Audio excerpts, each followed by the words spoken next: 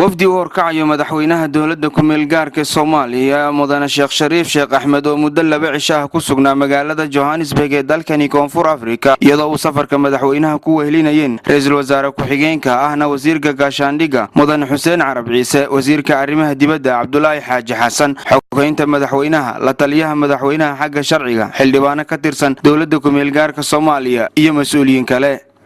wafdigan uu madaxweynaha dowladda ku meel gaarka ee Soomaaliya horkacayo ayaa intii uu socday kulankani ay la yeesheen jaaliyada Soomaalida magaalada Johannesburg ee dalkani Koonfur Afrika ayaa khudbado kala duwan goobta ka soo jeediyay waxaana ugu horeyn ka hadlay madaxweynaha dowladda ku meel gaarka Soomaaliya waxaana ku xigsaday wasiirka gaashaandhigga sidoo kale waxa isna goobta khudbad ka jeediyay wasiirka arrimaha dibadda ee dowladda ku meel gaarka Soomaaliya waxaana hadaladoodii kamid ahaa oo horaan loo guuleysanay maanta aan ku guuleysanay amniga oo horumar sameynaayo sida la socotiin ciidamada hadda waxay joogaan magaalada weyn xariijinayna inay hore uga soo dhaqaaqaan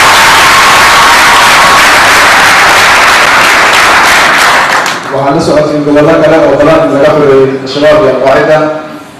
kuwa badanna lagu howlan yahay in laga xoreeyo insha allahu tabaaraka wa tacaala sidaas si lamida waxaa la waday بروسيس سياسي oo ah ujeedada in ku meel gaarka laga guuro oo loo guuro dowlad caadi oo rasmi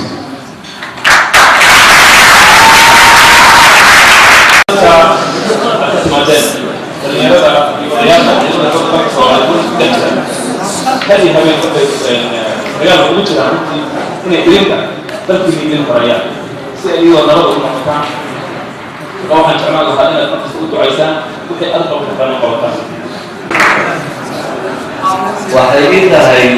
sabab iyo fursad weyn oo caawa aan furtiina soo istaago waa soo booqo South Africa markii ugu horeysay aan maado waxaan idin waday farxad aan xiriir diblomaasiyadeed la sameeyno South Africa oo aad u sugayay taasoo aan ku guuleysanay oo ay soo dhaweeyeen dhammaan jaaliyada Soomaaliyeed ku dhaqan South Africa iyo bulshooyinka Soomaaliyeed oo wada caawa waxaan idin wadaa madaxweynihii dowladda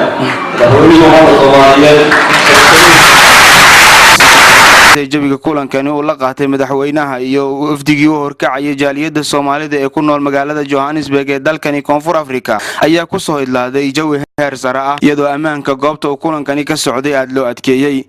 Cabdinaasir Soomane TV-ga caalamiga Universal TV Johannesburg